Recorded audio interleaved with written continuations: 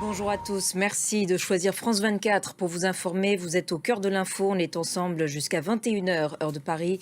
Voici les titres de ce samedi 29 juin. Un réformateur et un ultra-conservateur en tête du premier tour de la présidentielle en Iran. Et ce sont donc le candidat réformateur Massoud Pezeshkian et l'ultra-conservateur Saïd Jalili qui arrivent en tête du premier tour de la présidentielle en Iran. Scrutin où la participation, je vous le disais, a été la plus faible depuis les débuts de la République islamique en 79. Guerre en Ukraine maintenant et ces nouveaux bombardements russes ces dernières heures sur plusieurs villes comme Kharkiv et Dnipro. Moscou revendique aussi la capture d'un village près de Toretsk dans l'Est. Une attaque de drones ukrainiens aurait fait par ailleurs 5 morts, dont 2 enfants dans un village russe frontalier. Selon en tout cas le gouverneur de la région russe de Koursk, la Russie et l'Ukraine qui annoncent par ailleurs avoir procédé à un échange de prisonniers.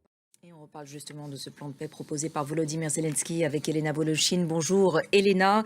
Nouveau plan de paix donc pour une paix juste selon Volodymyr Zelensky. Que contient-il? Alors, on ne le sait pas encore parce que Volodymyr Zelensky dit qu'il va proposer ce plan de paix.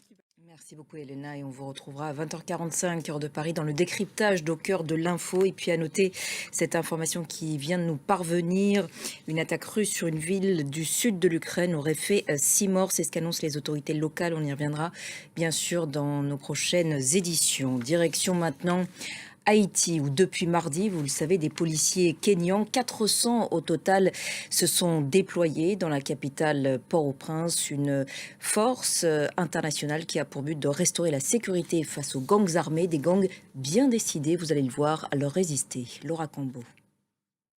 Et on reparlera en longueur de la situation en Haïti avec l'invité d'au cœur de l'info à 20 h 10 heure de Paris, ce sera Jean-Marie Théodat.